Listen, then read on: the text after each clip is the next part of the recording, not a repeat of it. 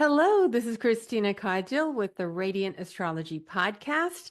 And in today's episode, we've got a Dreamapalooza for you. We're going to be exploring three dreams that people submitted around the lunar eclipse, which was around March 13th, 14th here in 2025.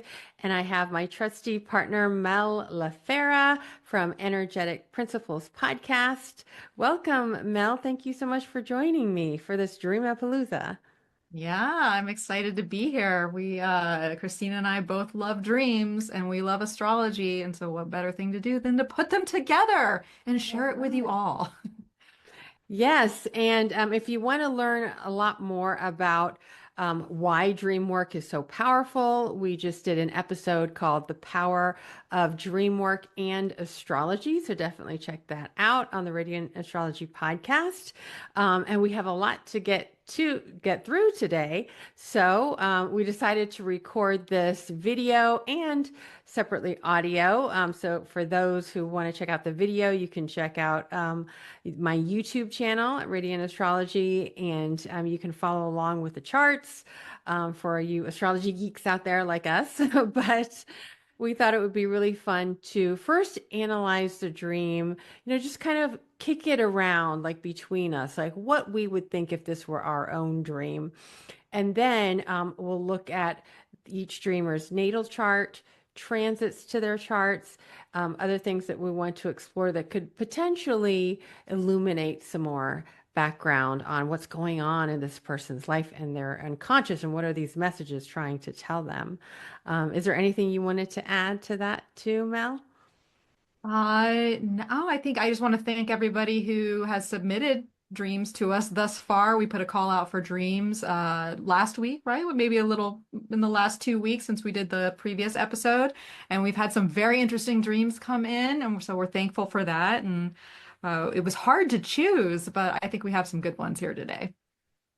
Yes. And I did want to kind of mention really quickly is that what makes an eclipse really special is it is a lunation, so either a new moon or a full moon conjoined to the lunar nodes. And we know the lunar nodes are kind of a big deal in astrology because we know that they have a lot to do with things like fate and destiny, and they're the alignments of the path of the moon and the path of the sun. And they can really shift the energy. They can really usher in major life-changing experiences. And we thought, what better time to explore dreams than during eclipse season? And so I'm excited to get started. What about you, Mel? Yeah, we're eclipsing the consciousness is meeting the subconscious, right? What better, when you have images come up through the subconscious to be consciously recognized. Yeah, eclipse dreams are crazy powerful. So I'm excited. And a shout out to this Jungian Life podcast and their Dream School, because that is where Melissa and I have been really delving deep into dream analysis. So we're no experts by any means. I mean, I'm not an expert by any means, but I have been studying this through Dream School, and their book Dream Wise is amazing. And you, Mel, have been studying your own dreams for decades. So I think Long you know time. what you're doing a little bit. As much as one can. I mean, when you're dealing with dreams, there's so much speculation and personalization, and I don't know if anyone could ever be fully a dream expert because it's so personalized to each person. But um, I know it's kind of like astrology too. Like, do we really want to be experts? There's so much to learn always, and we just have to be open and see what comes up. So, yeah. Absolutely. Beautifully said. All right. Well, let's dive into our first dream. We have a 46-year-old female who's a chef. And she says, the night of March 13th, I dreamt I was visiting this tiny farm town, and overnight, all the ground just opened up and caught on fire, and all the pigs were burning. I helped bandage the pigs and cool them off. It was scary, but more sad because I felt bad for the pigs. There was a bunch of green onions in my hand at one point. Who knows why? Then we had pizza at the small town pizza shop. Her feelings in the dream, she said she was sad for the pigs, but it wasn't a nightmare. And we asked for some context in her life that sort of she thought might be aligned with the dream. And she said, I'm listening to a book where a pig learned how to speak. In this book, they were using pigs to grow human organs because a plague was happening and everyone needed transplants. All right. What a book. What a book and what a dream. My goodness. I know. Oh, so where do we start? Let's see. Well, one of the things I know that, we learned through dream analysis is where is this taking place? And the place it takes, where it takes place is often has to do with where in life kind of the focus is. Um, so she was visiting a tiny farm town. So when I think of a farm and a farm where they're raising animals and things like that, I often think of like cultivation. What are you kind of cultivating in your life? Um, maybe something, we're all creative on some level, right? And, she's a chef, so maybe there is some kind of what is she growing in her life and her career that is kind of maybe calling for some attention. Yeah, I can totally see that. And just thinking about, because if you're on the land, right, and she said overnight, so I'm assuming it was took place as a nighttime scene. Which nighttime scenes tend to be more layered in subconscious than maybe conscious, meaning just because it's at night. And it's outside as well. So outside can be more of this place, even though it seems like it's a rural setting. And even small town, right? There's not that many people involved. It's a little, I don't want to say isolated, but rural is not like out in the open for everybody to see or massive bustling city. Um, it makes me wonder, this is an expression that is more of like an outside expression in the life or what's going on than maybe this sort of internalized or being in a place. Um, and where the scene takes place is definitely the first thing you want to consider, but also where does the dream end? So it's kind of the idea of like, where do we start and where do we end? And so, it's kind of interesting to me to see the ground, being on the farm, and that's where food is harvested. That's where food is grown. That's where it's slaughtered. And then the end of the dream is actually a place where you eat food, and then there's pizza being consumed. So there's sort of this like, I guess, farm to table sort of aspect in the dream a little bit. Yeah, absolutely. And the other thing is when I think of these pigs, the pigs, it almost seems like a baby. You think of a newborn baby, kind of like maybe it's a symbolism for that in a way, because this like naked kind of, creature that's like helpless. Which is interesting because in the last time we got together, someone also had a dream, like they were worried about this baby, right? Like, and oftentimes in dreams, when there's like a baby that needs to be taken care of or some kind of like, animal or creature, then that can be symbolic of some kind of something that needs your attention, that needs nurturing, almost like that, like you're the mother of it, and it may or may not be an actual child. It could be some kind of you know again, creative project or something that you want to birth into creation. And the fact that they're in danger, it could be that they were caught up in fire and they were burning, and she helped bandage the pigs to cool them off. So that's really like trying to save something that may have, you know, been, incinerated. Um, and, and interestingly, during this eclipse period, because it was a south node eclipse, a lot of it, a lot of the themes, and then there's, Venus in the mix, Venus retrograde and Mercury as well. Oh, Mercury was stationary retrograde. that there's a lot of this theme of like kind of what you might have thrown away in the past and finding the value in it again. You know, with Venus being about value and retrograde, finding the value from the past or finding value anew in something that maybe like, you know, you thought, okay, I've done this before and, you know, it's no longer kind of worth my time or something like that. But then kind of like finding the remnants of something that kind of reminded you of a past pleasure or a past, you know, creative pleasure or something like that. Yeah, no, that's definitely interesting, especially when kind of pairing it with the idea of we think about ground, right? Ground is very dense. So we think about ground being earth, it can be very practical.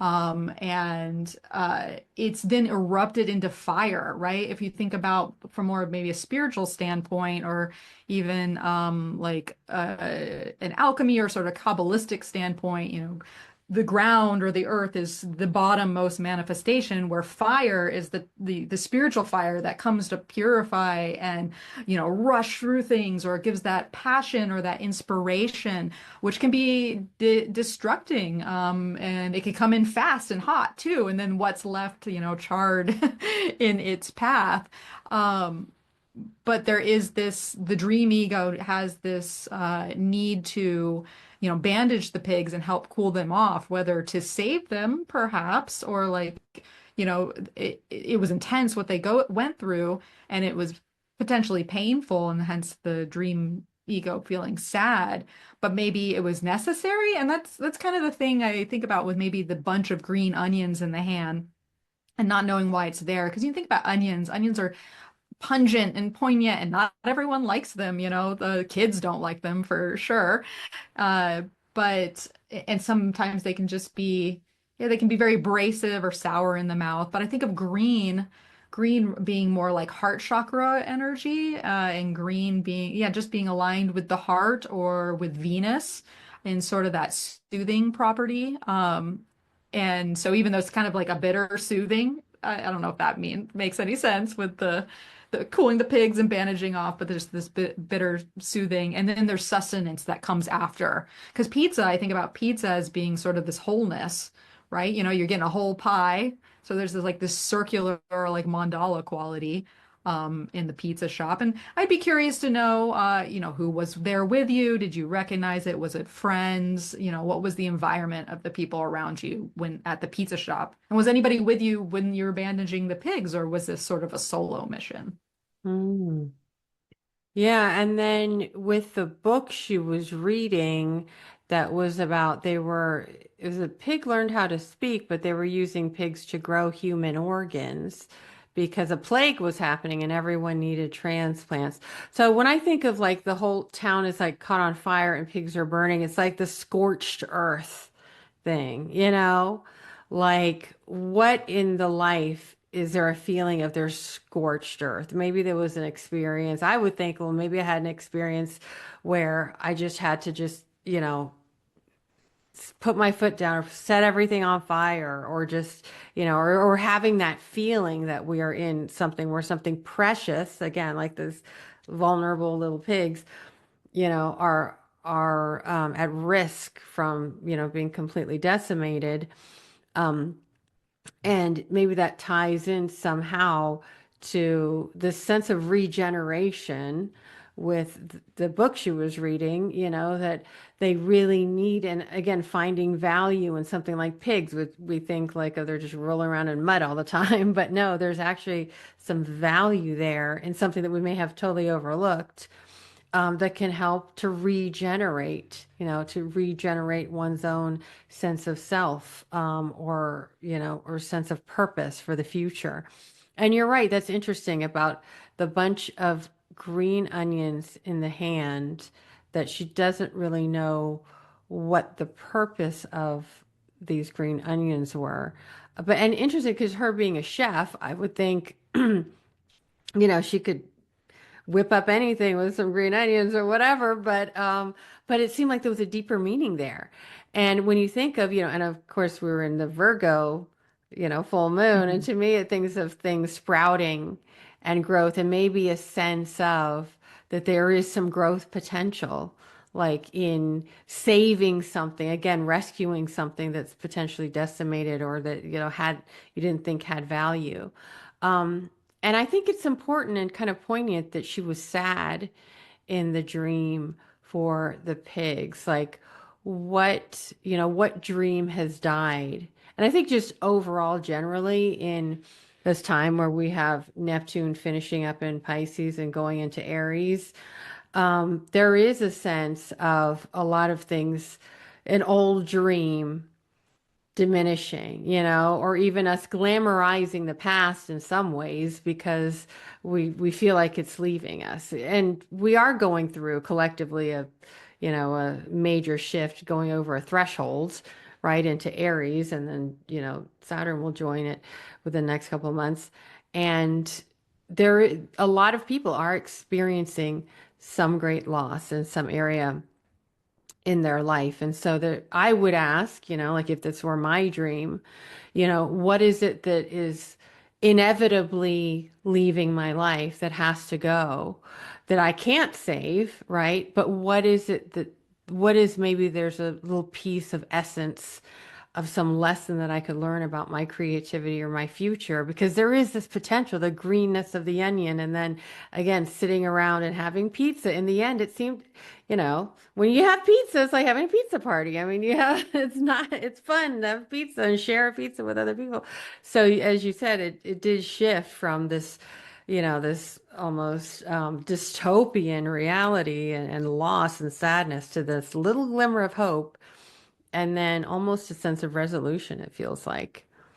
Yeah, I agree. I feel like there is some sense of resolution, even if it doesn't quite make sense. And from my understanding is that the helping bandage the pigs and cool them off is that it wasn't total decimation. It's not like the pigs had lost, as far as I understand, the pigs haven't lost their lives or they're just hurt in some way.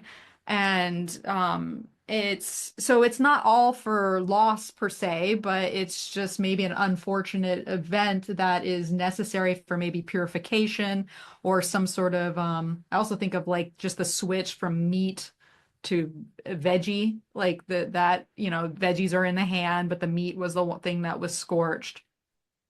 Mm. Um, yeah, it's interesting because it's like all is not lost per se, but the burning is necessary. And now there's just this care aspect, and that will lead to some sort of resolution, even when we think about the pizza being like this hole in the pie.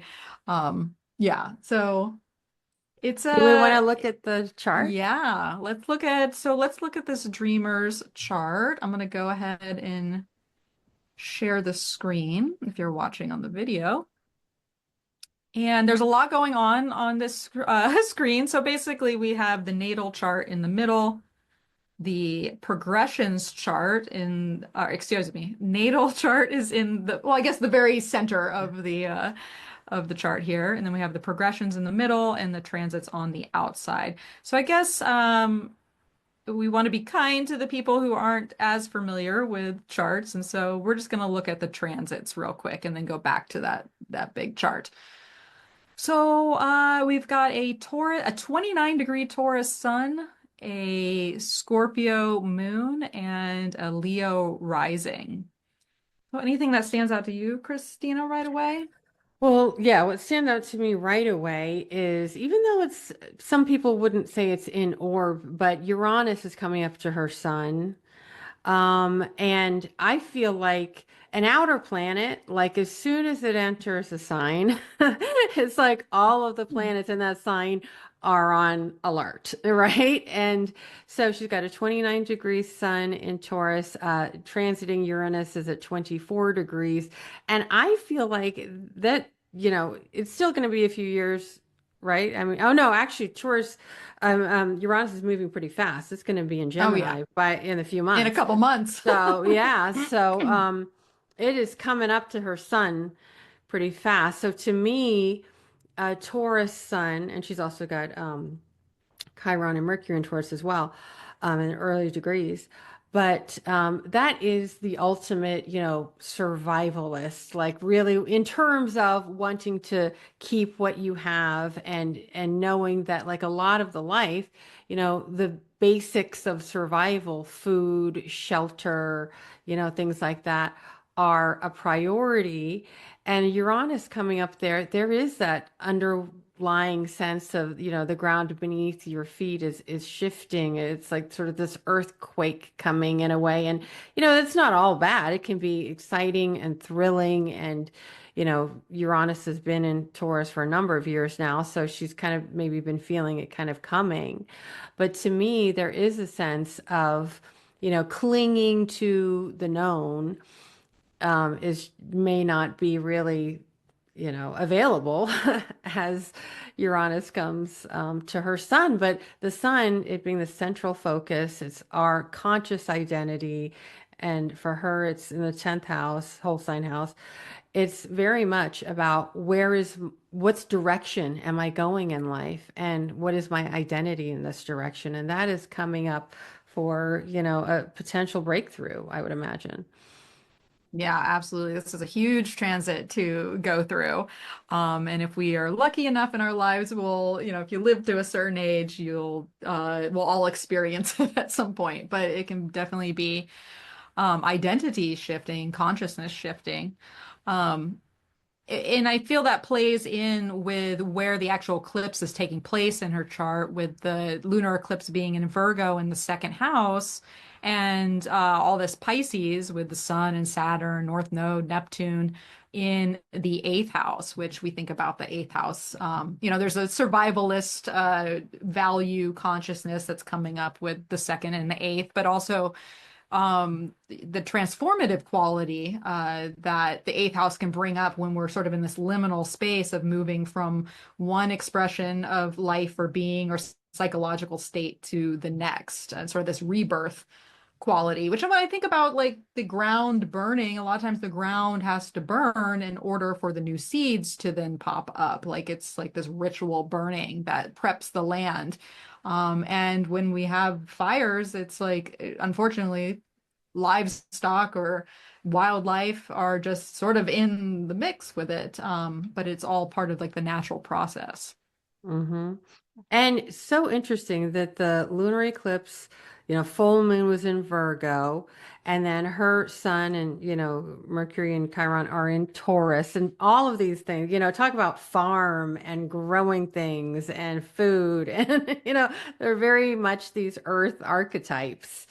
Um, and the lunar eclipse being in her, activating her, as you said, the eighth and second house axis, Virgo ruling the second house, which is again that house of my resources, my survival, my self-sufficiency.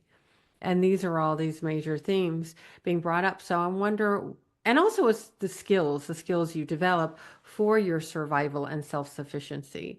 So these are probably the kinds of things that are on her mind that are, again, like maybe at first it's bringing up a certain amount of anxiety, but I do love that the dream maker, the dream maker or unconscious who's presenting these images is suggesting that there is hope for the future, for growth.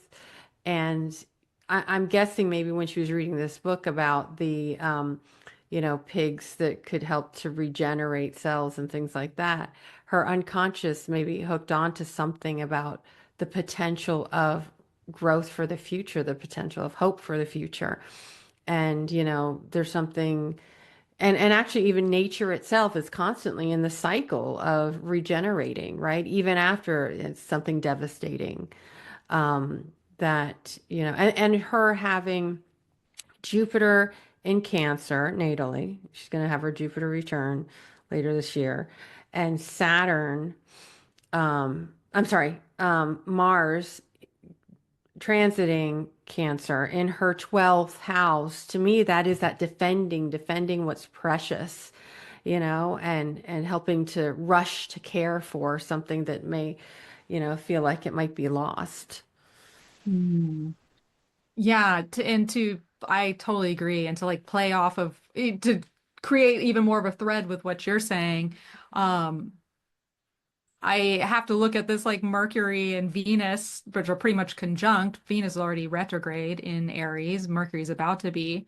But essentially, it's going to go back over and make a second conjunction with her south node. So, not even the south node in the sky, but when we talk about sort of this release and letting go of things, the ninth house being this bigger picture and, advancing in life. But there might be some sort of burning or loss. Think about Aries, sort of that fire. And those planets are essentially ruled by that Mars in Cancer right now in the 12th house. So it's almost like this ninth house quality of expansion that's being entertained right now, right? Because both these planets are essentially retrograde or will be retrograde, but it comes along with sort of this 12th house realization that things have to be let go of, things maybe that we care about, preserving what we really do care about, but also recognizing that it's not like a perfect transition. Like there can be some loss or having to let go, or enlightenment may come through destruction in some way, shape, or form. Mhm.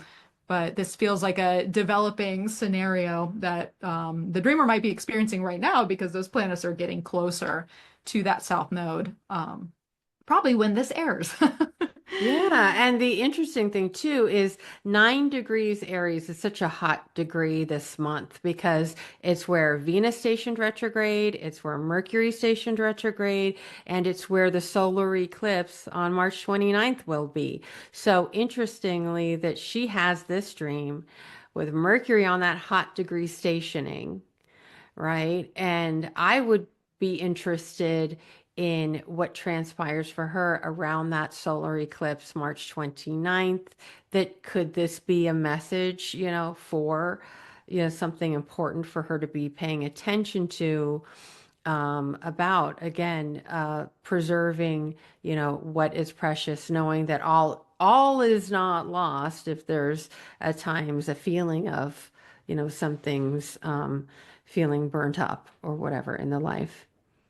Yeah. And it's interesting because she's actually in a Mercury perfection year this year. So Mercury, if you're in a Mercury perfection year, if you know what perfections are, it's a different planet gets highlighted for a different year of our life. But when we're in Mercury years and Mercury goes retrograde, it's like Mercury retrograde on steroids. It can bring up Oh no. a lot of things to process. But Mercury is like the psychopomp. It delivers the messages of the subconscious, the conscious, and it plays that intermediary role. And having it go between the ninth and the eighth, that's such a poignant transit because it's like, oh, we're growing and we're expanding, but wait, hold on, we got to go through all this, transformative psychological, shift that can be very emotional, in order to sort of have this initiatory Aries new beginning, expanded horizons sort of vibe. Hmm. Did you want to add in your progressions? Because I know you said you saw a lot Yeah.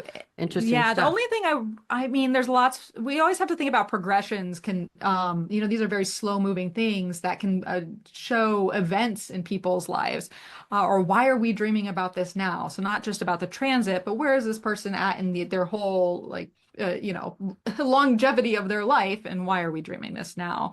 And I thought it was very interesting that the dream moon just happened to be on here over roughly around 15 degrees Virgo, was crossing over the progressed Mars and the progressed ascendant Wow. in the second house. So adding to this, we're talking about this survival, this value, this worth, these skills, and And also the that Mars, because this is that very much a Mars, Mars dream. yeah, transiting Mars is conjunct the progressed Jupiter. Um, Wow. and so yeah, so we're just seeing this overlay of where super simple. Mars, burning, Jupiter, wisdom moving on, like how do we work with it past then? Sustenance, the moon, you know. And I Yeah. love that she is in her progressed new moon phase. That is a huge, like, Yes. that is like a Yes. huge brand new cycle of, a new cycle of her life. Let's see. It was about, what about maybe a year ago nine when it months was exact? ago, 9 months. or Okay. 11 months. Wait. Yeah, 11 months. Yeah, okay. So just under a year, but you're still very much in when you're in a progressed new moon phase, um, that is like, you can't usually see clearly because everything is in potential and you really have a sense that there's no going back, but you don't know where you're going quite yet. And it can be a little tricky until you get, a little further on, maybe like the first quarter square of that in a couple of years. But that really is that there is something, this, fertile ground, which I think was symbolized by the green onions. There is Yeah. something new, maybe something new to cultivate that what was cultivated before, even if it may have felt like much of it, like you said, was lost, there still is, some potential hope. And then the Jupiter she's got the progressed moon conjunct progressed Jupiter. So that's very much like, maintain your hope, maintain your long-term, hope for the future. Yeah, so you can see just by adding in progressions, this whole Mars retrograde cycle we just went through was extra for this person because Oh. it basically was lighting up all of this progression activity that is starting this longer term storyline or cycle. And yeah, so I love progressions. They're Oh fascinating. my God. And also the Jupiter, transiting Jupiter is on her progressed midheaven. I mean, she's Midheaven, got all yeah. kinds of major alignments happening right now. Yes. And these are Uh, very unique because these are progressions, so they do not happen. It's not going to happen like a year from now. This is the time for this experience, so that that change and that purification and this sort of alchemical process that she's probably undergoing as this new seed that's starting to grow underground can find its way through. And yeah. yeah, And oh, one more so thing. And then um, the sun, let's see, the transiting sun, right? Oh wait, what's the out? Is that's transits, right? Or wait a yeah, second. the outer is the Yeah, yeah, transit. okay. So that's okay. Because that's Pisces. I didn't recognize Pisces being green. I usually notice it. Oh So, yeah. I guess it does look green on that. and it's on her progressed descendant. So interestingly, and then Saturn's there too. So that makes me think that maybe this dream is also lighting up something to do with significant partnerships, you know? And Saturn being near there, Saturn, well, it's not, I'm sorry, it's 23 degrees and her descendant's 20, is 15. But that's still, I mean, since it's a transit, it'll go a little quicker. But I would wonder if there is some feeling of responsibility or maybe even burden, with Saturn in the neighborhood around a significant relationship, and having to be responsible for another. And I often see Saturn to the descendant or the seventh house. We often take on a burden for, a significant other in our life. Yeah. Well, this is a fascinating dream. Thank you, dreamer, for sharing it. Um, I guess shall we move on to our Oh, next dream? absolutely. Do you want to do the honors and read it for us? Sure. So our next dream is by a 40-year-old female. And we read, I dreamt that I was at my old childhood home. Someone knocked on the door, and I rushed to the door rushed to the door since I was not expecting anyone. It was an old boyfriend. I asked him what he was doing there, and he asked to come in. I let him in, and he hugged me and then tried to kiss me. He was trying to hold my hand, and it was freaking me out because I have a boyfriend. He sat down to watch TV, and my family was all in the living room watching TV too. My mom brought in snacks, which is out of character, and she whispered to me that he was always a good person. I asked him what he was doing here and where his family was. He is now with someone else, and they have a child. He didn't answer and just kept watching TV. I was frustrated, so I got up and went to the backyard and sat beside a pool. The doorbell rang again, and it was his whole family, even his mom and sister. They came inside, and I shook their hands. I kept looking around for my current boyfriend, but I didn't see him. I was very uncomfortable. Finally, after everyone was in the backyard pool, he showed up and he hugged me, the current boyfriend.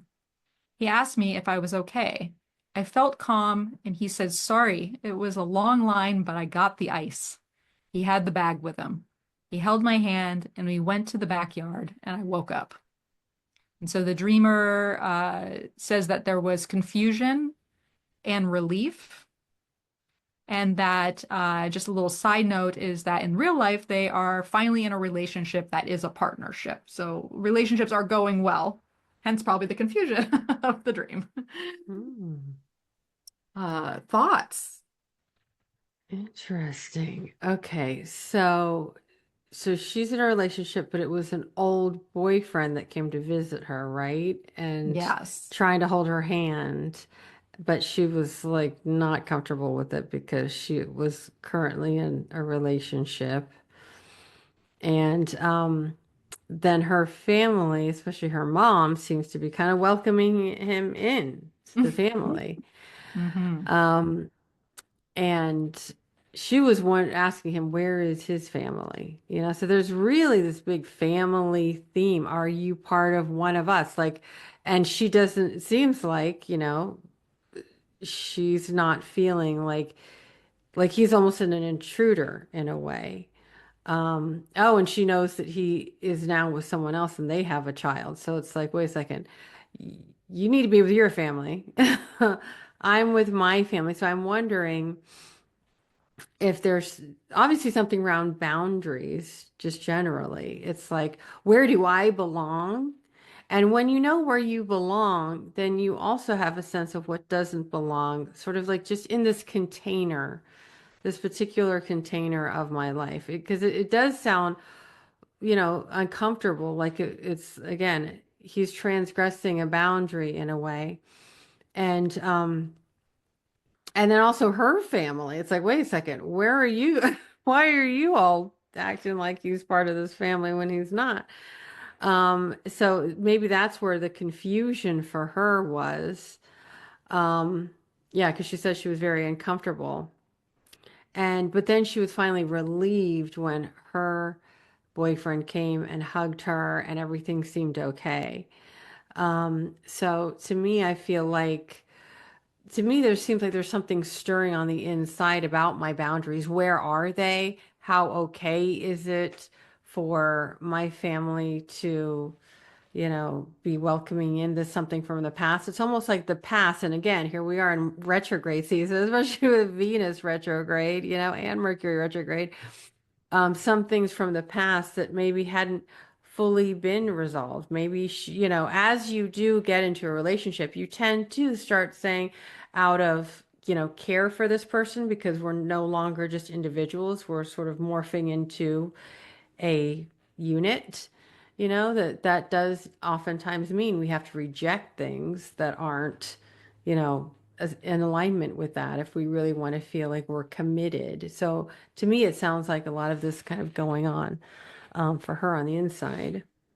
Yeah, I think the inside is definitely the key piece here, right? Because once again, we're starting the dream in old childhood home. So coming to the past, and I totally agree with you. The Venus retrograde, of course, we're going to dream about exes and Venus. I had a dream about an ex the other night in Venus retrograde.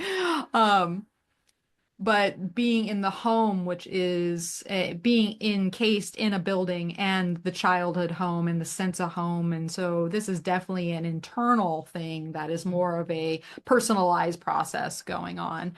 And then someone knocks on the door, right? Someone's trying to get into your inner landscape. And I find it interesting that she says she rushed to the door. She rushed to it, to see who's there, who wants to come in. But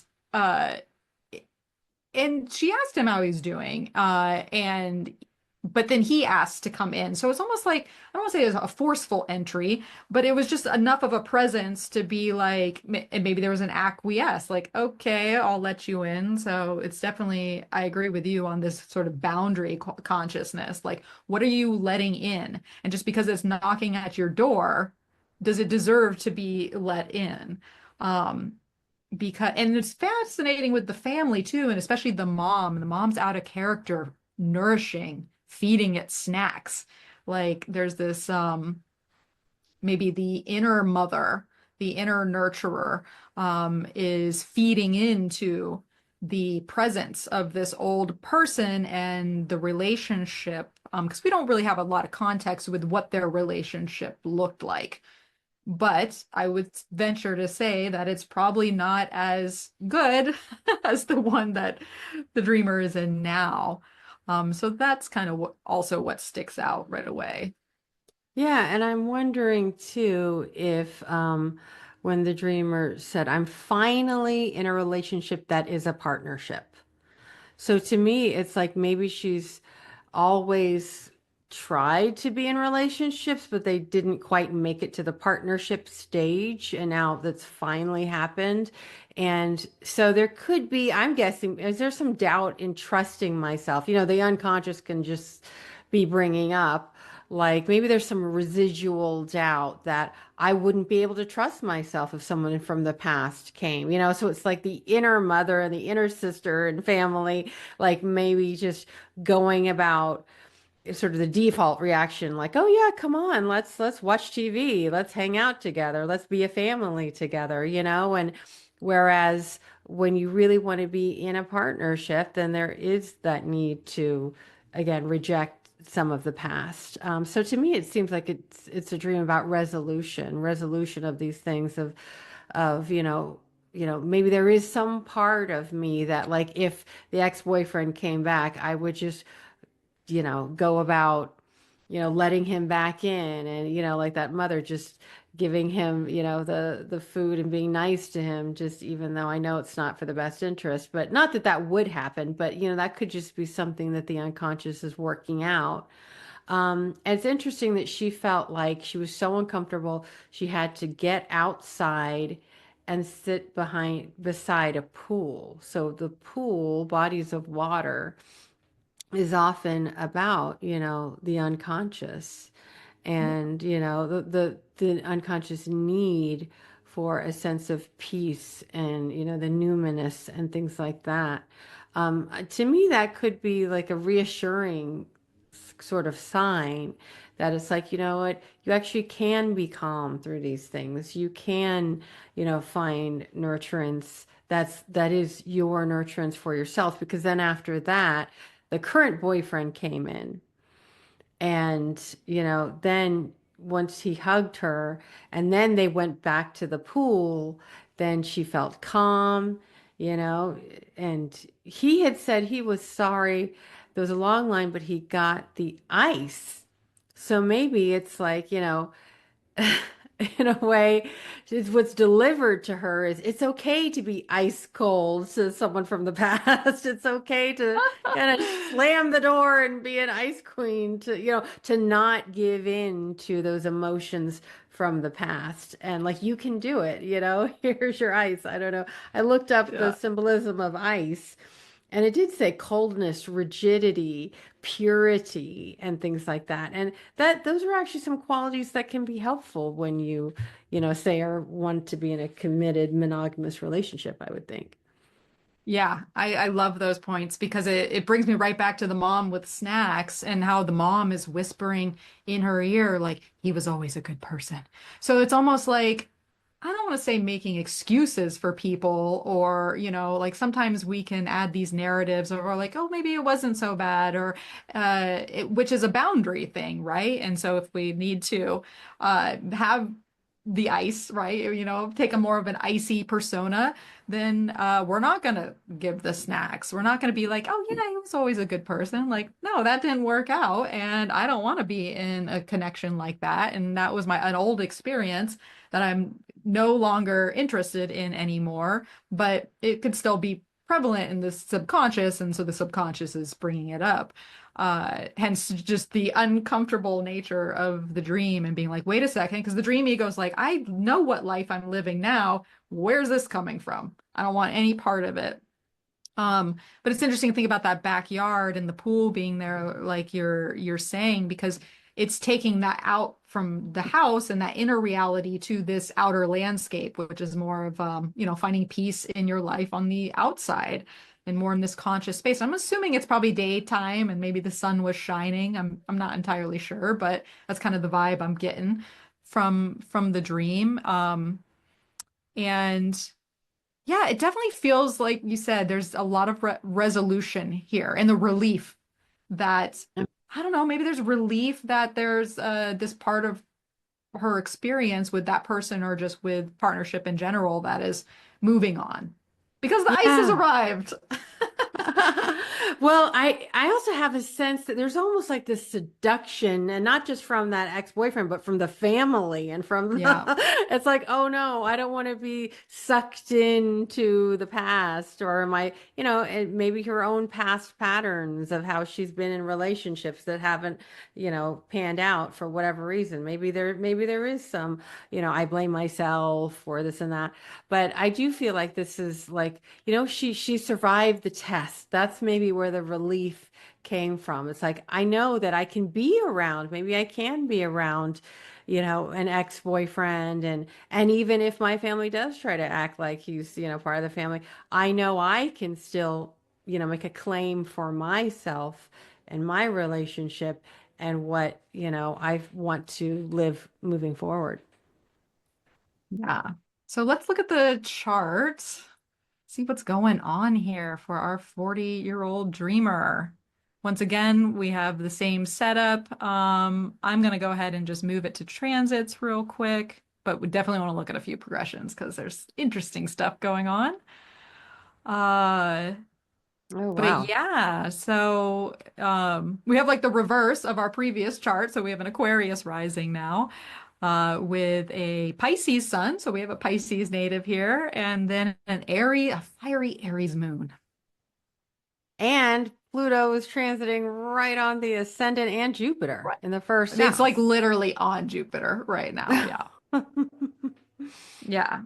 Huge for relationships, right? Because it's the Pluto on the ascendant and that Jupiter there on the ascendendant, but it's Hmm. also opposite the descendant. So just thinking about the relationship journey, even at at the end of maybe in December, January, but even all the way back to 2023, because that's when Pluto started transiting this ascendant descendant as axis. So this is Hmm. an elongated story of transforming and rooting out and purifying the self and relationship dynamics. And she's in her Pluto square almost like within a degree. She's Very got close. Pluto at 4 degrees at the top of the chart. Um, And, I had something similar way back in, I think, 2019. I have Pluto exactly square my ascendant descendant, which, she has, it's close for her too. And then Pluto transit my ascendant. And yeah, that is a real time when Pluto goes, if you're lucky enough or unlucky enough to have Pluto go over an angle, that is really transforming in your life. And when it's the first house, it is, I am in charge of my destiny. I don't, I go my way and no one's going to stand in my way, essentially, because the first house, that planet makes you an agent of them in the world. So Pluto square Pluto, and the first house, that can be really transforming in how you assert yourself. And also, it can also even bring up a lot of the past. They say Pluto transits are things that have been going on a long time and finally need to be resolved. So it could even be, and I think of, I come from a long line of, on my mother's side, women from the Philippines who feel like you have to, you've always got to be nice, maybe even be subservient to men and stuff. And somehow I was born with the complete opposite. Like, just I'm my own person. I don't need to be subservient to anyone, male or female, kind of thing. And, that can really come up when you have these like Pluto square because you really have to question, where do you give your power away to and how can you reclaim it back for yourself?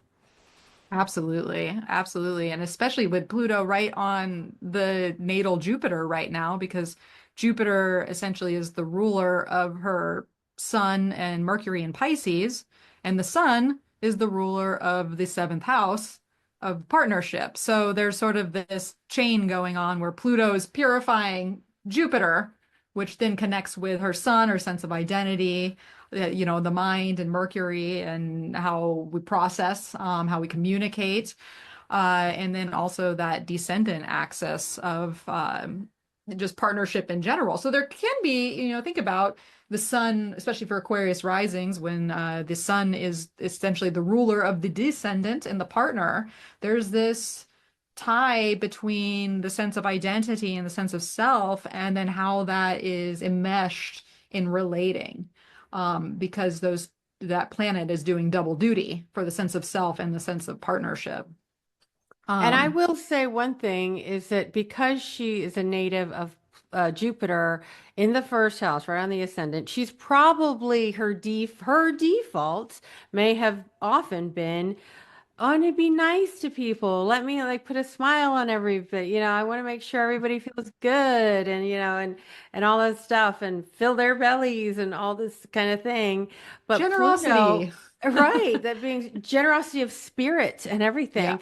And the Pluto kind of comes in there, and at first that can be really confronting even in your sense of self. It's like, suddenly you realize that it might be more important to be like to, lay down the law or again, lay down your boundaries. And Pluto, Jupiter, oftentimes I see the first pass, Pluto can maybe at first take away all the benefits that you normally get of Jupiter, but it's asking you to reorient yourself, because Pluto is like, hey, what's in it for me? When you're normally like, I'm here to, again, be generous to others. I think Pluto wants to kind of shift the balance of that a little bit in the beginning, and realize like where maybe it's not serving yourself to be so open and generous in all relationships, right? Like now is the Yeah. time for her to be a lot more discerning, and with a Virgo full moon, lunar eclipse, discernment, can be a part of the lesson of that. Yes, because this is a Mercury ruled moon, right? And Virgo is all about the discernment and like, getting down to the nitty gritty, and solving problems. And what's interesting about this person too is they're also in a Mercury year by perfection. So Mercury is definitely doing double duty on these charts. But now we have the progress chart up, and I was struck by the progress chart for a few reasons. But number one is this. So if you recall, Christine and I have been talking about how Venus is retrograde in Aries in the sky right now. Mercury is also retrograde at the time of doing this podcast and right after the eclipse. And in the progress chart, she has a Sun, Mercury retrograde, and Venus retrograde conjunction in Aries. Wow. So this is a once in a lifetime. I mean, not everybody will even ever have this progression. This is unique to this dreamer's chart.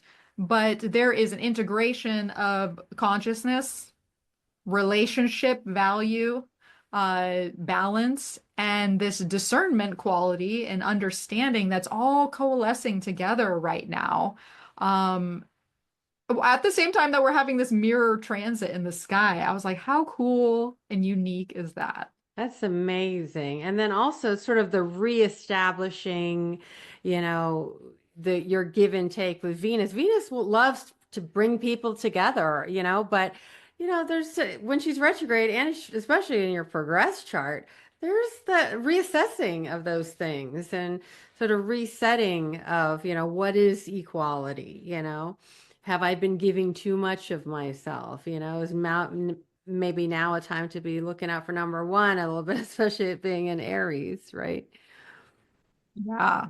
And it makes me think of also because the progress Venus retrograde had made a conjunction to her natal Venus in the last year or so. While this Pluto transit's happening, right? So there's this, internalized understanding around relationships.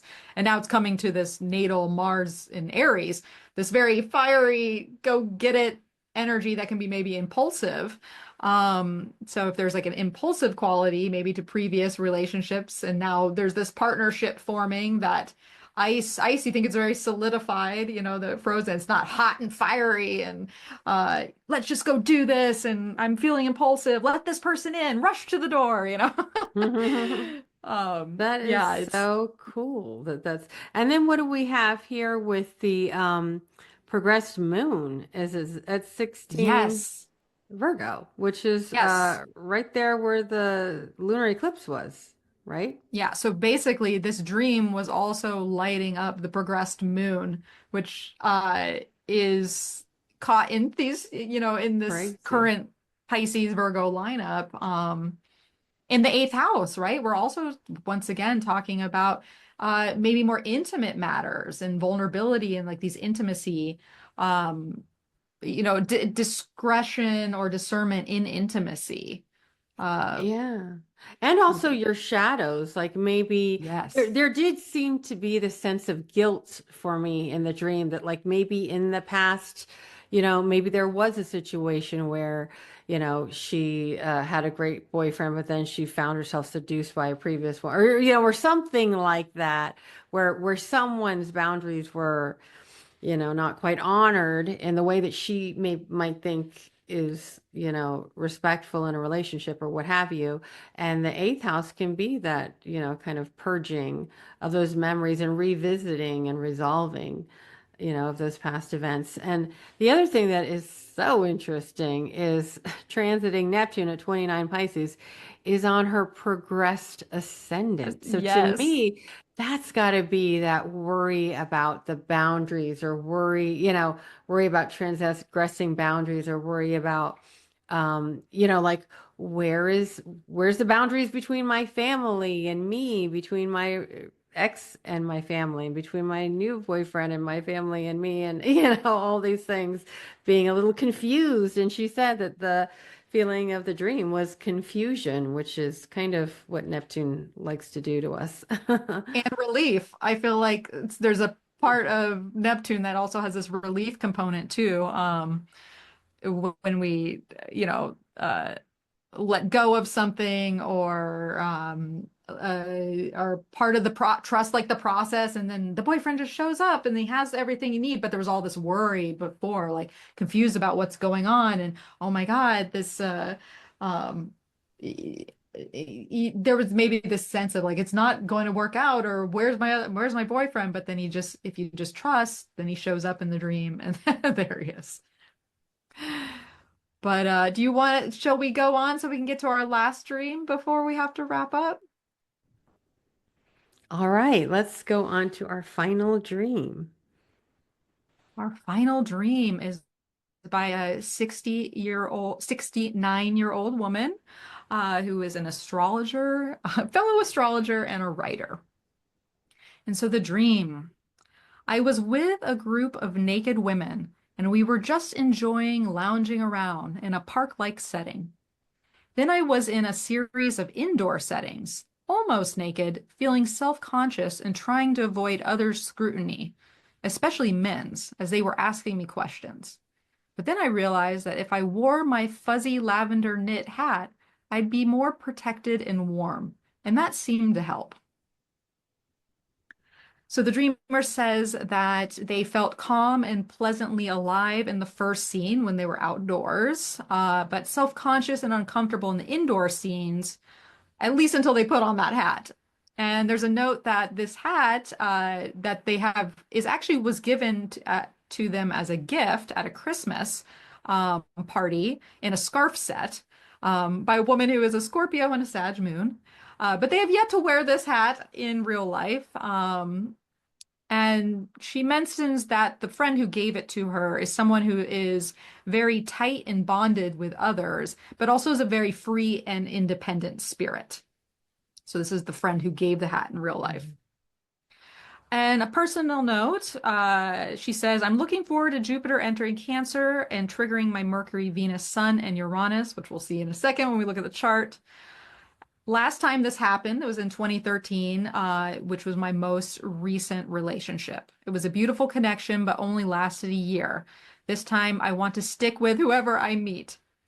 Uh, they were told many years ago by Maritha Pottinger, or by Zip Dobbin's daughter, if you know some old school astrologers there, that our dreamer has a freedom closeness dilemma going on, which has proved to be true and has gotten worse over time, especially with freedom winning out over closeness. And the dreamer desires to break this pattern.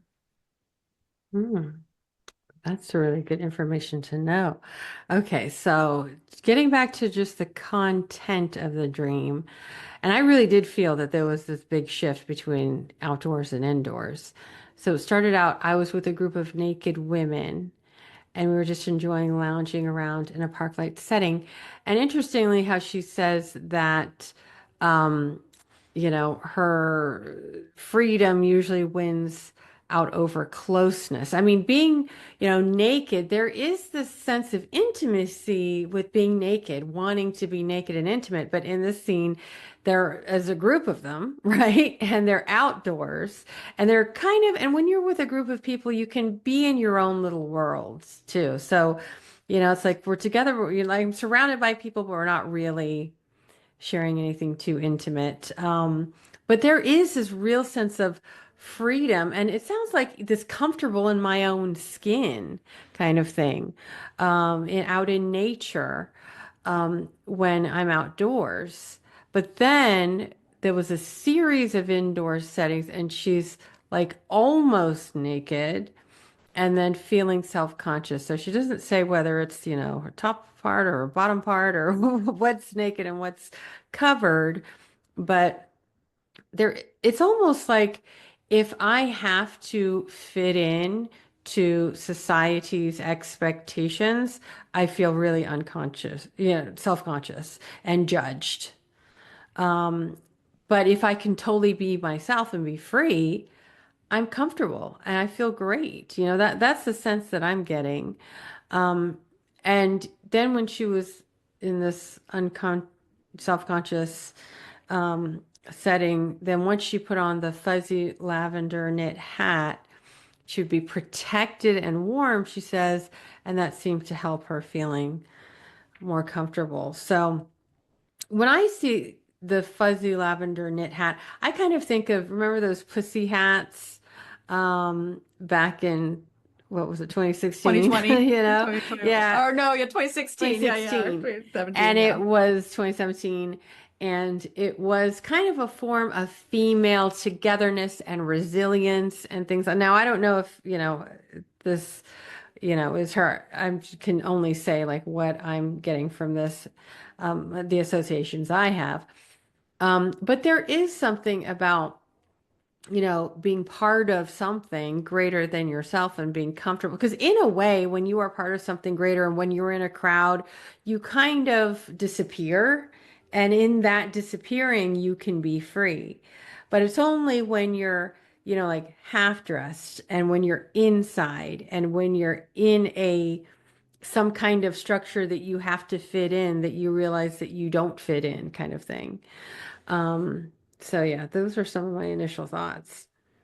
Yeah, as you're speaking there, it makes me think of, the indoor scenes are centered around the scrutiny, especially of the men who are trying to ask questions. It's very pointed, right? I'm looking at you, I'm sizing you up, I'm asking you things, versus being out in the park in this open outdoor setting, just sunbathing basically with other women, just out in the open and naked is just it's very freeing. If to me, that's like ultimate freedom of spirit. I mean, I know that if it were my dream, if I'm naked in the dream, chances are usually my response is like, oh my God, I need, like, even if I'm outdoor, I'm like, no one can see this. But to know that it's okay just to be out there and yourself and present amongst, yeah, other women. And just then when we have sort of the anima figure come in and the male figure of the indoor, because we're moving indoors, as Christina was saying earlier. So we're taking it from this like sort of outside perspective to like this internal realm. And Hmm. so, yeah, you're gonna say? Um, yeah, I feel like it's, the freedom closeness dilemma, this is it. And it can really feel like that maybe when it gets real and she does say her conscious mind says she wants a relationship and wants it to stick. But this dream, at the end, if you were to take the message of the dream maker, that she actually does get a lot more sense of satisfaction when she can be free and unjudged. I think it's really about being free and not having to fit others' expectations.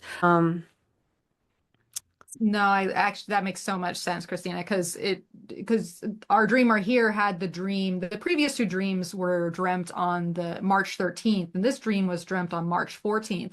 And it was actually highlighting right after the eclipse when we had the moon opposing Neptune.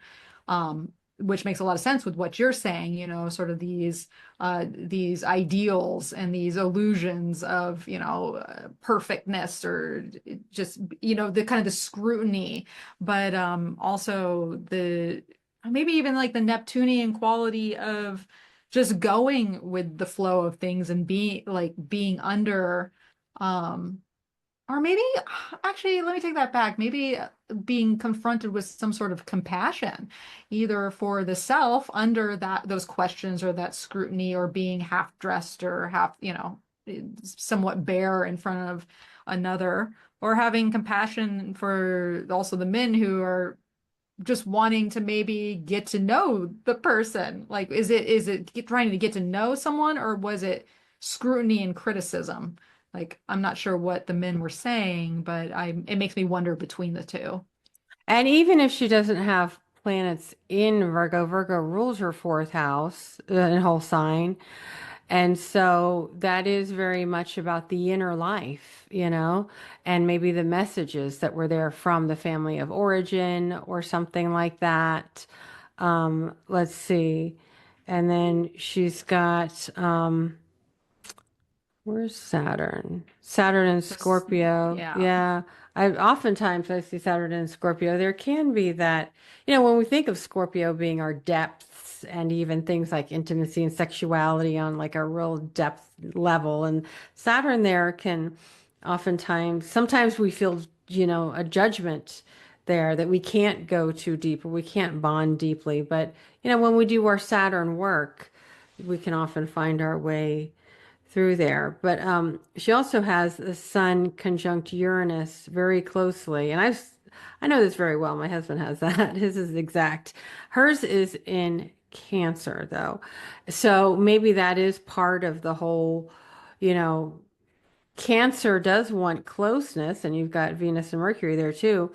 But with Uranus conjunct the Sun, you need to be free. I mean, you just have to have a certain amount of freedom.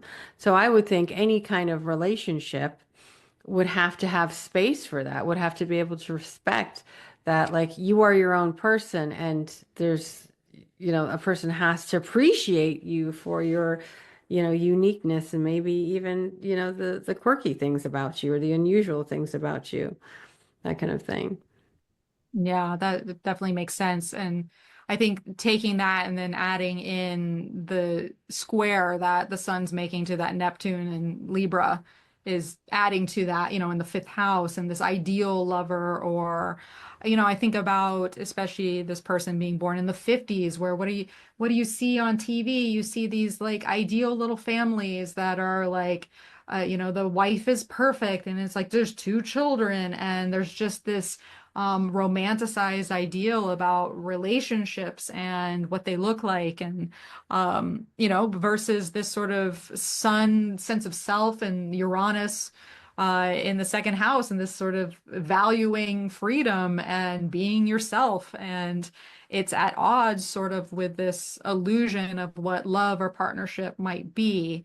But also maybe longing for that too, because Hmm. that's where the tension comes from with the square. And then, maybe why now it's kind of sort of getting the trigger or the pain point is we got Pluto over here in the ninth of beliefs, right on Chiron in Aquarius, and then opposing Mars. So this male archetype over here in Leo. So there's a Hmm. lot going on. Well, and also the wound oftentimes with Chiron in Aquarius is that sense of alienation, and not belonging or something, or being a sin in the ninth house, like a stranger in a strange land kind of thing. Makes me think of maybe even the archetype of like Alice in Wonderland, like, not knowing where you are, not knowing how you fit in. And, it kind of echoes the Sun Uranus conjunction too. Um, Whereas, it's like, you've got to be yourself and you've got to be free to be yourself. But with the Chiron and Aquarius there may have been, and it could be bringing up some of the wounds of having always chosen freedom over closeness. The Venus and Mercury in Cancer does want that closeness.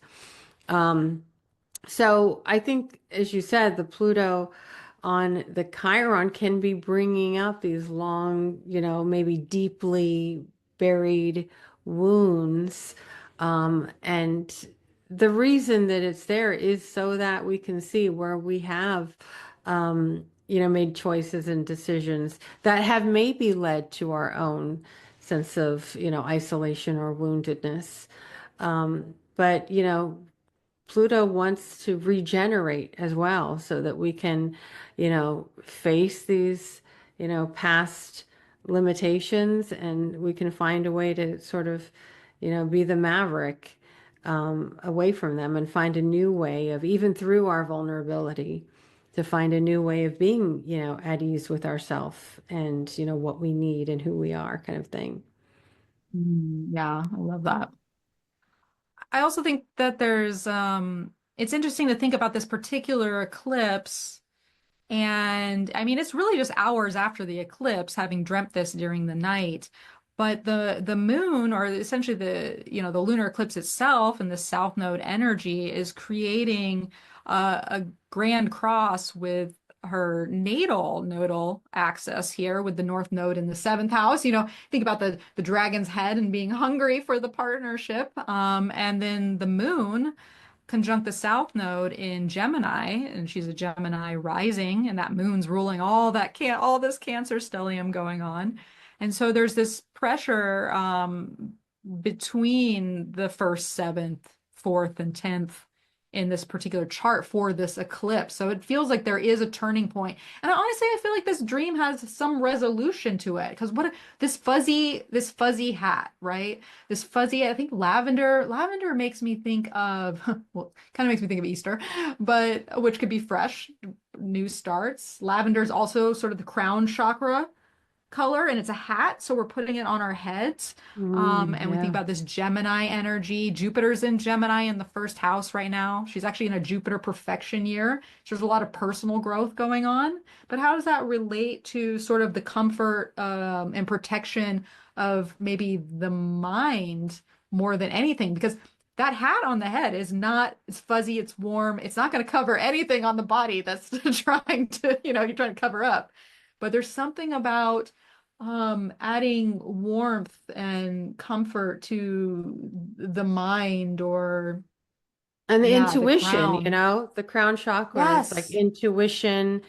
And, like you said, she's got the Sun square Neptune, which, at times can be problematic about like, what do I really want? Do I just want a fantasy relationship or whatever? But, because she's lived with this Sun square Neptune, it can also be part of her, her sense of comfort, which is ultimately, I need to be guided by, my spiritual insight, my intuition. Um, and you're right, like lavender is a very spiritual color, that really is about sort of that connection between the earth and the heavens. Yeah, it's very heady. It's very yeah. It's Oh, let's see. Let's bring in the progressions and see if there's any. Oop, feeling a little funny here. Okay. This I thought is very interesting that the progressed ascendant is right conjunct this Mars, and Pluto is on the progressed descendant. Ex Wow. exactly. So, yeah. And so Ooh. it's not quite there, because Pluto is slow-moving planet. So I'd be curious once that aspect is exact. Which is coming up pretty. Let me see. Will it get there before it goes retrograde? I can I check, but know. it's coming up there. It's in the neighborhood. And you're right that when, Pluto gets there by the minute, that's really gonna likely show itself. Oh my gosh, Oh, it it it doesn't make doesn't it like quite. barely, I think but May. stationing, I think stationing retrograde on it by degree. And so that is a real transformation of how you relate to others, It's like it's the when we get real with ourselves and say, I've always chosen a certain path in my significant one-on-one relationships, right? And this pressure from Pluto to do things differently, to go to where it's maybe uncomfortable and relate to people on a different way. And it could even be that external force. Like there could be a plutonic type of person that really will change you and how you relate in relationships. I mean, that's a very sensitive point. And for Pluto to be stationing retrograde on that, that likely means that it's really time to change, how she relates in kind of real, you know, Pluto just wants to strip things down to the essence and get real. Yeah, and it really makes me think, layered that into third, ninth house issues. When we think about this happening in the space of the mind and what it is that we believe, and more of this mental or communicative sphere, especially since there's such a connection between Gemini and Sagittarius in this chart too, with the nodal axis lighting up the first and the seventh. And we seeing the fuzzy hat and this lavender and this consciousness and putting it on your head. And so it feels like, especially with the natal moon conjunct the south node in Gemini, like it all comes down sort of, in my mind, just sort of this Mercury Jupiter component of processing the issue Hmm. in the space more so than the actual Venus attraction and getting people, and like it's heady to me. Hmm. Hmm. And then her progressed Mars is in Virgo, and it's right there in the mix, pretty much with this lunar eclipse. Um, it's at 18 degrees. And it's in the fourth whole sign house, which to me, in her natal fourth whole sign house, which to me says, I'm wondering if there is some kind of excavating of, again, these old messages of, having to be this Virgo, um, this maiden or this subservient to men, because in their dream, it was the men that, you know, had all the judgment. Maybe they had all the power. And I'm wondering if the Mars wants to excavate that and, really assert the, their self-worth in a way that isn't tied to, just having to be again the subservient young beautiful one, right? and Mm. and sometimes it can be good to like really get angry about all the lost time or all the unfair judgment and things like that, that have led to where you're at now. But then also the Mars could also be that sense of it's time for me to make changes that really benefit me, that are in my best interest. Yeah. And what it is that it's interesting sort of this mm, I with the progressed moon, because we have the progressed moon over here in Capricorn in the eighth house, and it's almost exactly in opposition with the natal Venus in Cancer in the Mm. second house. And so this feels timely with this dream too, because it's bringing up sort of this tug of war between what's changing, being an older woman and the realigning values. Because what she wrote, she's like, I've had this before and there was issues, but now if I'm going to get something, I'm going to stick to it, like it's sort of this. Um, yeah, I don't want to say it's necessarily a completely mature perspective, but it's very Saturnian and Hmm. Capricornian to be Like like, I all gotta right, get my act together. and we're gonna stick with this. It's a no, like this is what I want, this is what I desire, this is what I'm longing for, and I'm not gonna let these maybe some of these mental aspects or I mean, because we do have to think about when we see people in our dreams, no matter what sex they are, it's essentially an aspect of ourself. So I want to know where the critical nature is, maybe in relation to men, because maybe it's sort of a mirroring effect or projection effect is how critical is she of the people that she meets and partnership opportunities that have come to her. If it were my dream, I might be looking at that as well. It's playing a Yeah. role. And like you said, South Node is with the moon in the first house. So that is kind of keeping yourself, in your own comfort zone, right? But the North Node in the seventh, that usually is like this lifetime, you have to stretch yourself to really learn what it is you want and need in relationships. But that can be, part of some of the very important lessons is, what do I need and want in relationships, and not just relying on getting everything for myself and keeping it for myself, but sharing yourself with another. And as you said, she's in her nodal square.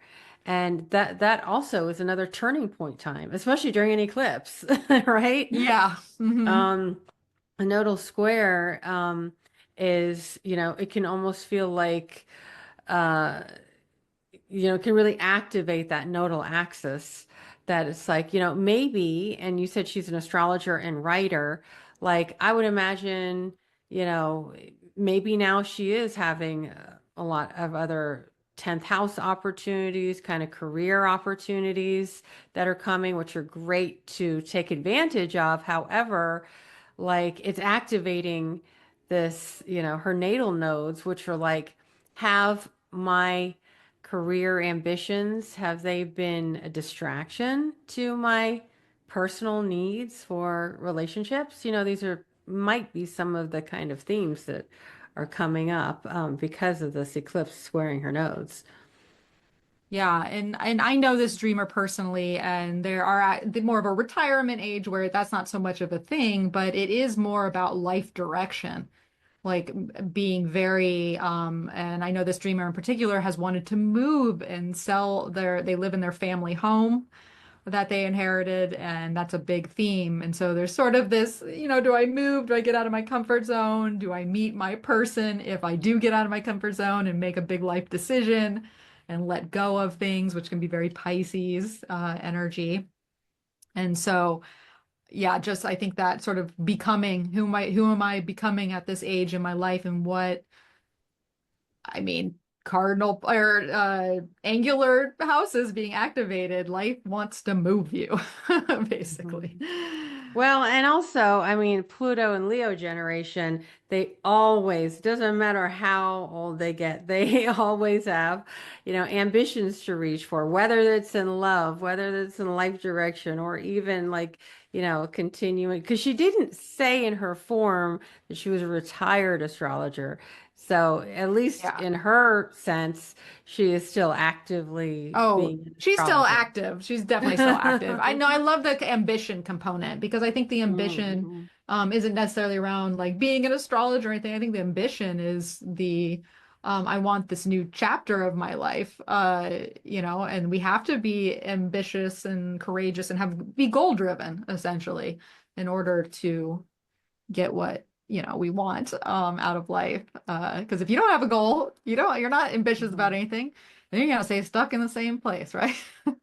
Well, I do think that having the North Node going through the 10th house, that usually is like a new life direction and new opportunities and things like that. So, and of course with Saturn there too, there's, maybe more responsibilities in some sense, which might be, whether it's home ownership or something with, the family having to be more of a matriarch or something like that. But essentially a lot of it's kind of like don't forget like what direction you're going in and all this great 10th house stuff, that there's this seventh house north node calling still that probably still wants some attention. Oh, definitely. Yeah. Woo. All right. Well, that was a great drinking through the fire hose of, of dreams and astrology. So thank you, my dear. Thank you so much. I know you've got some horoscopes to write and some astrology to do. So I thank you so much for spending this time with me. Please let our listeners know where they can find you. Yeah, I mean, I love the Dream of Palooza. Sign me up any day. Oh, well, Um, let's remember people that like yes. we would love to do another one of these for the solar eclipse, which is March 29th. So you can visit radiantastrology.com or energeticprinciples.com. I'll have the link in the show notes to submit your dreams around the eclipse period because we'd love to see what those might bring. Yeah. So we are still collecting. So if you have those solar eclipse or even equinox dreams, and I think what was it, Christina? April 2nd, we're accepting submissions until April 2nd. Is that right? Yeah, let's put that out there because then we'd like to record another episode shortly after then. So get us your dreams by then, and then tune in to see what what we've got to say about them. But go Yeah. ahead, Melissa, tell us where our listeners can find you. Well, you can find me at energeticprinciples.com. You can also find me on Instagram at energetic principles. My podcast, Energetic Principles, is a little on the hiatus as of the last handful of months, but there are plenty of back episodes on YouTube, on SoundCloud, Apple Podcast, Spotify, wherever you listen. There's literally hundreds of episodes with great content, so definitely check that out if you are interested. And I also have a tarot deck called Tarot of Her that is about to go into the second edition on Kickstarter here in a couple months. And so if you're interested in tarot and want to find out more about that, you can go to tarotofher.com. All right. Well, thank you, listeners, for tuning in, and I hope we see you next time. Bye for now.